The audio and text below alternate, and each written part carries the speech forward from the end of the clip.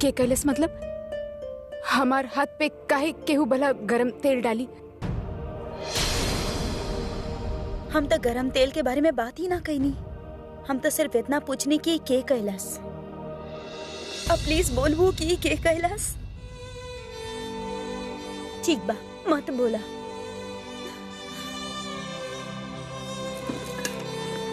हाँ तो रहेदा।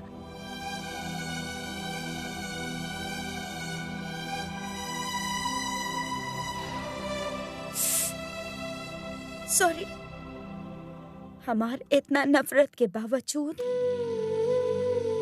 तू हमार जिम्मेदारी उठैलू। अब हमार बारी बा। हम जाना तानी तू हमरा बिल्कुल पसंद ना करेलू, लेकिन हम खुद से वादा कैले बानी हमार होते ई घर में तेरा साथ कोनो जाती ना करी। भले ही ओकरा खातिर हमरा सारा दुनिया से ही काहे ना लड़ जाए के पड़े। हम तारा उ इज्जत उ मान सम्मान दिला के ही रहब जेकर तारा के हक बा।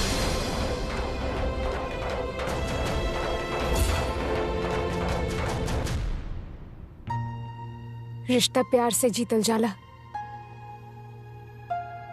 नफरत से ना। हमार दिल में केहू के भी खातिर कौनो गिला शिकवा नहीं खे। अगर कोनो गिला शिकवा नहीं खे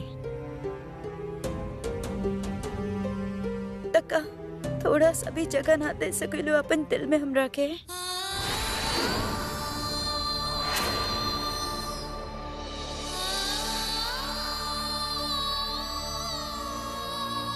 हमार दिल इतना बड़ नहीं खे। और वैसे भी तहार हमरे साथ तक कोनो रिश्ता बा ना। जे भी रिश्ता बा वो ई लोगन के साथ बा। तो अगर कुछ करे ही चाहत बाड़ू तो इनके दिल में और ई घर में जगह बनाला।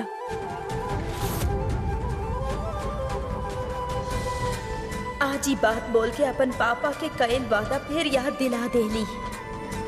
घर वाला भले ही हमरा से नफरत करल होगी, लेकिन बाड़े तो हमारा आपन ही।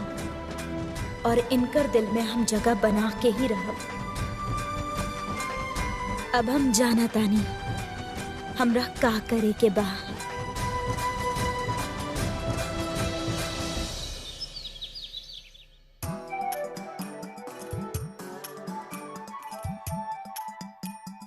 बाकी एमे इतना सोचे वाला बात का बा? अरे अंकल आंटी मान जाई ना दोनों के रिश्ता खातिर, अब बस बहुत हो गई। अरे ऐसे कैसे मान जाई बेटा? लड़का के बारे में हमनी के कुछ नहीं जाना, बस इतना जाना तानी कि ओकर नाम अथर्वा बापट है। बस इतना सा प्रॉब्लम बा? अरे हम बतावता नहीं ना ओकरा बारे में। देखी लंबा चौड़ा बा, जिम में जाला, देखे में ठीक ठाक बा। हाँ हेयर स्टाइल तनी फनी बा, ओसे का फर्क पड़ेला। हाँ इरिटेट बहुत करेला, लेकिन जब भी जरूरत होके ना हेल्प जरूर करेला। लेकिन सबसे ज्यादा इम्पोर्टेंट का बा कि वो नेहा से कितना प्यार करेला। एकदम फिल्मी हीरो वाला प्यार करेला वो अपन नेहा से। अब आप दोनों ही बताई आजकल मिलेले ऐसा लड़का आसानी से? लेकिन ओकर फैमिली आपके पता ना बड़ी माँ के रिश्तेदार बा। बड़की मालकिन? तुम्हें बड़की मालकिन? हाँ, और क्या चाहिए आपके? अहिल्या देशमुख? हाँ। अरे पहले काहे ना बतौलू? इतना बड़ लोग के घर से नेहा खातिर रिश्ता? अरे के मना करी? हम आज ही उन लोग से बात करे खातिर आई। हाँ। रिश्ता पक्का? नेहा हम तारा खातिर सब सॉर्ट आउट कर देनी का। तोहार और अथर्व के रिश्ता खातिर मम्मी पापा के मना लेनी हम। हाँ, अरे थैंक यू वगैरह बाद में बोलिए, जाके मिल लो। फाइनली हम अथर्व के लाइफ सेट कर देनी। जो गाड़ा तारा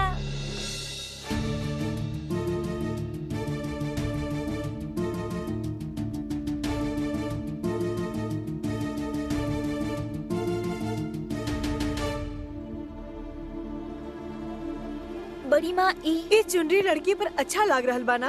बहुत हाँ, अच्छा, बहुत बहुत अच्छा। अच्छा। हाँ पंडित जी, जौन लड़की के शादी के बाद हम करत रही ना, अच्छा अच्छा। ई वह लड़की बा, कल्याणी। क्या? हमारा रिश्ता? कल्याणी गुस्सा मत हो गया, हम तारा सब समझा दे। बाकी समझावे वाला कोनो बातें नहीं खे, हम कहीं ना पूर्ण विराम।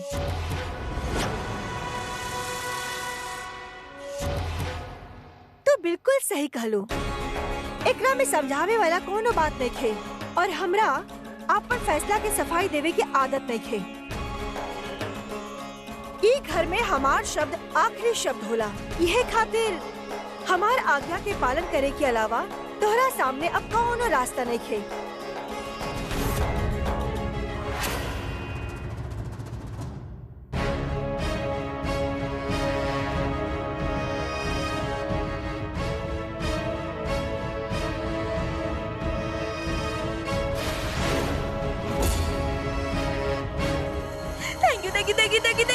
Thank you.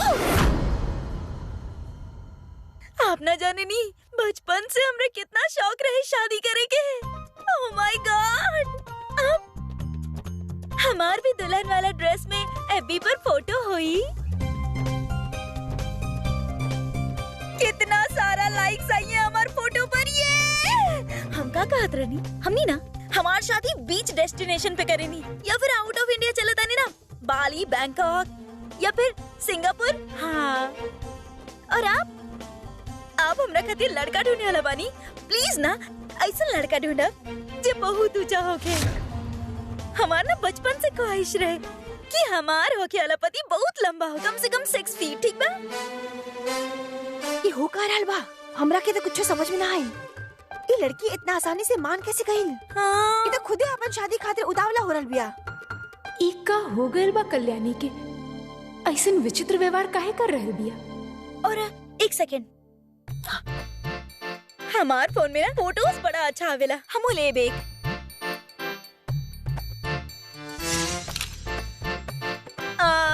ये फोटो अच्छा है बा। अब हमरा इस सोशल मीडिया पे डाले के बा, आखिर पूरा दुनिया के पता चले कि चाहिए ना कि आप वो इकलौता अनोखा इंसान बनी जेगो ऐसा लड़की के शादी करावे वाला बनी जे अब तक 18 साल के भी नहीं के भइला। हम डालब। कहा आप बतौनी ना कि लड़की नाबालिग भी आ, ये तो कह रहल बिया कि अभी 18 बरस के भी नहीं खे। हाँ तो का भइल नाबालिग बा तो कुछ ही महीना में तो 18 साल के हो ही जाई ना, और फिर हम कौन कर लेकर शादी करा देव? माफ करी बड़की माँ, लेकिन हम ऐसा झमेला में नहीं फंसे के चाहत। आज्ञा देनी।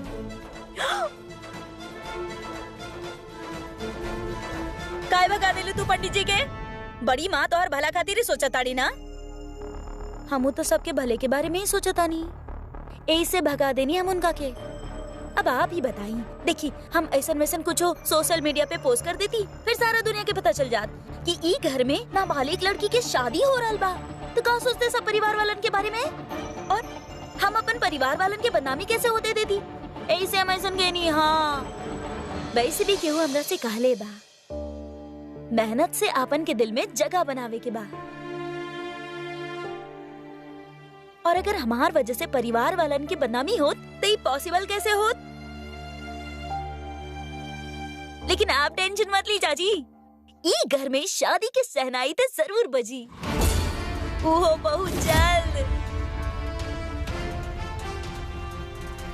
काहे कि अथर्व जौन लड़की से प्यार करत रहे, हम वो लड़की के घर में शादी के बाद चला देले बानी।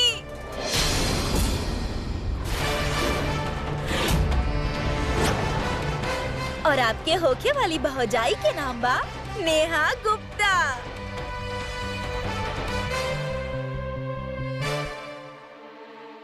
तू होके लुके हमार भाई के रिश्ता तय करे वाली? हाँ, और के बड़ी लड़की नेहा गुप्ता के बड़ी? हाँ, नेहा गुप्ता उ लड़की बड़ी जेकरा से अथर्व प्यार करेला। और शहर के जानल मानल रईस उ गुप्ता ज्वेलर्स के नाम तो सुन ले होखिम ना आप चाची? उनकर बेटी बाड़ी गुप्ता ज्वेलर्स। हाँ, अरे बाप रे, उनकर शाखा तो पुणे और मुंबई में भी बा। अरे बाप रे बाप। ना मने बढ़िया बा ना। और पता बा वो लोग आज आवत बड़ी माँ से रिश्ता की बात करे खातिर।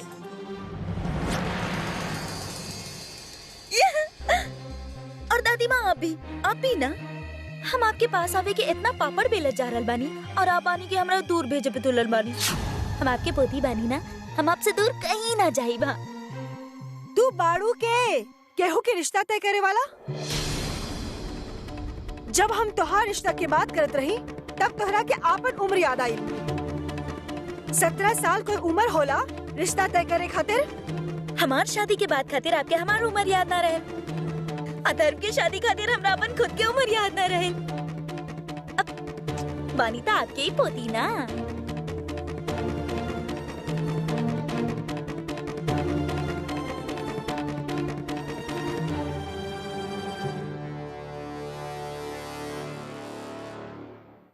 इतना छोटा सा उम्र में इतना हिम्मत और समझदारी लावेली कहाँ से ये लड़की?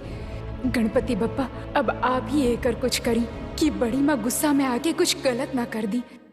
कल्याणी, ये देखा, हम खास त्योहार मुंह मीठा करे खातिर 600 रुपए किलो वाला रस मलाई मंगवाई। हाँ ला ला। माई ई का खाली एकरा के हमरा के ना। ए चुप बैठा, जा अपन दूध खत्म करा पहले जा।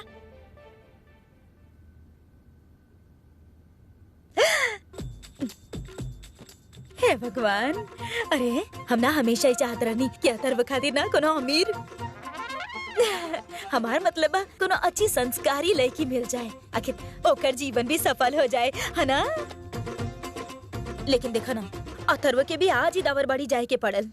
हमने ओकरा फोन करके बुलाया तनी, ठीक बा? अरे चाची जी कहा आप भी रुकी ना, जब वो आई तब ओकरा के बता दिया ना। अब भला ऐसा खुशखबरी के वो फोन पे देवे लगा, सारा मजा खत्म हो जाई। जब वो आई ना, हमनी सब मिलके ओकरा सरप्राइज देव। हाँ कितना अच्छा रही। हाँ अरे बाप रे, गुप्ता ज्वेलर्स, कितना दिन से हमरा कंगन चाहत रहे। सुनिए, यहाँ पे आपके दस्तखत चाहिए। एक मिनट, ई कौन पेपर पे साइन करत आड़ू? तू पेपर अच्छा से पढ़ता ले लो ना। हमके कहाँ अंग्रेजी आवेला? एक सेकेंड।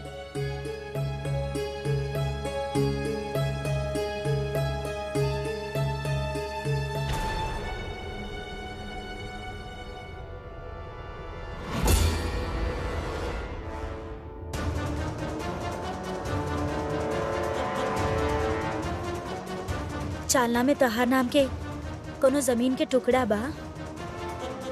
हाँ, वो शादी से पहले हमार पापा हमरे नाम कैले रहनी।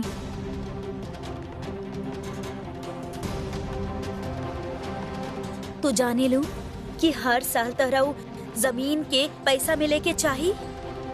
जाने चाहे लू पेपर्स पे का लिखल बा? एमे ई लिखल बा कि तहरा जे पैसा हर साल मिलेला वो तू खुद अपन मर्जी से चाचा और आत्या के नाम करत आड़ू।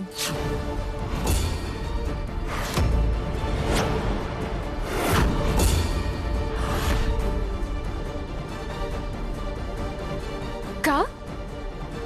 लेकिन हम तो हर साल ही कागजात पे दस्तखत करत आनी। जे हमेशा से करत आता नहीं, ओकरा बदले के वक्त आ गई अनुप्रिया।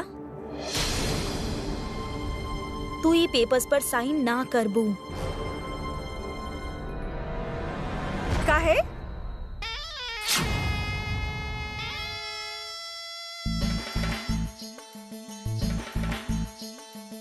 काहे ना करी दस्तखत? इतना सालन तक ई घर में इनका के रख के हम एहसान ना कहीं निकाह इनका ऊपर। इतना साल तक मुफ्त के रोटी तोड़नी हा, ता हमनी के तनी सा पैसा दे भी दिलस, ता का बिगड़ जाई? वैसे भी ई पैसन के ई करिए भी का?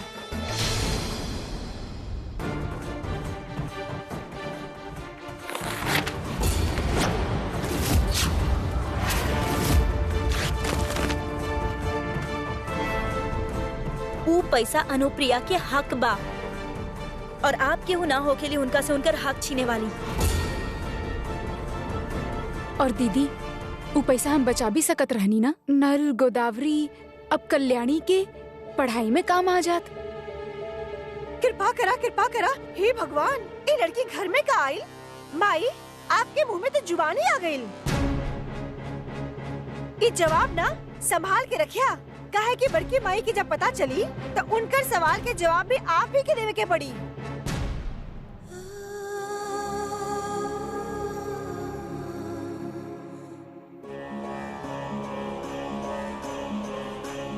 सुनली है आजकल तोहरा के गोदावरी कल्याणी नल के पढ़ाई के बारे में बहुत चिंता होखेला,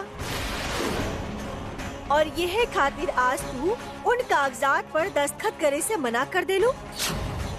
हम तो सिर्फ चला। हाँ चला। बड़ी माँ आप हमके एजा काहे लेके आयल बानी? ई घर के बच्चन के किताब बा, हम देखे के चाहता नहीं तोहरा के नल गोदावरी कल्याणी के पढ़ाई के कितना चिंता बा।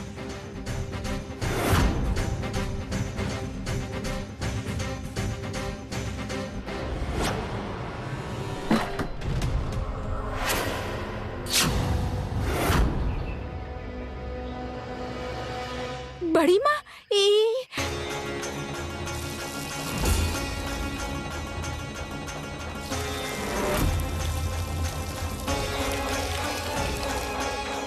जा इन किताबन के भीगे से बचावा। अरे किताब भीग गई तो बच्चा पढ़ाई कैसे करी है? जा।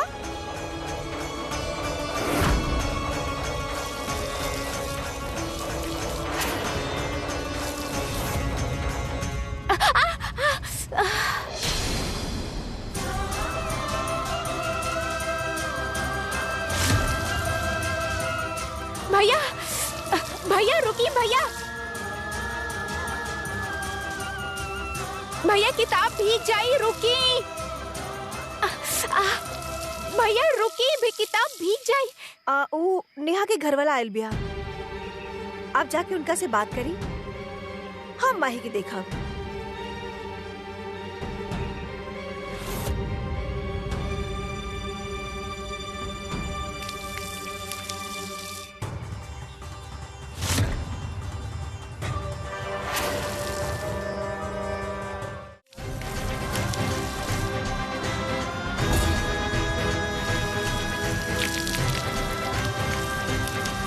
दीदी दीदी का कर रहल बानी आप? किताब भीग जाई। नल गोदावरी के स्कूल के किताब और रुक जाई। दीदी दीदी रुक जाई, किताब भीग रहल बा। दीदी रुक जाई।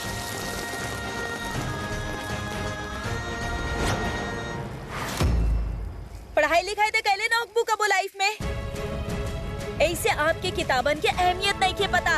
अरे अपन बदला पूरा करे खातिर अपन बच्चन के एजुकेशन के दाव पर रखेलू। शर्म नहीं के का आप में?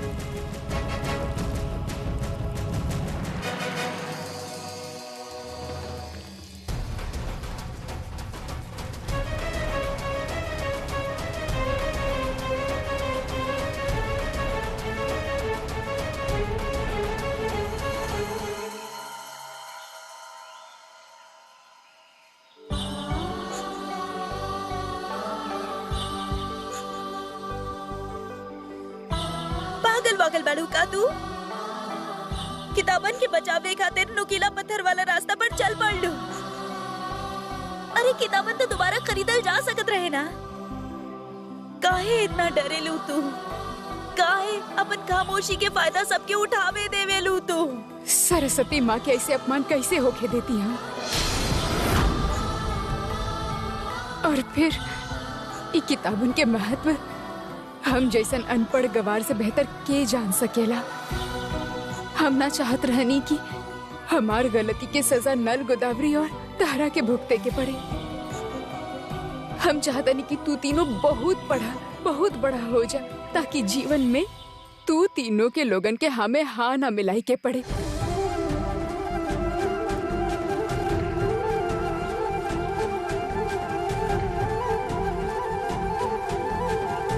अनुप्रिया, तू तो गलत सेंचुरी में पैदा हो गई लू। ऐसा लागेला जैसे बाप आदम के जमाने से तू सीधा 2018 में पैदा हो गई। लेकिन अभी भी देर ना भइल बा। हम तरह के पढ़ाईब,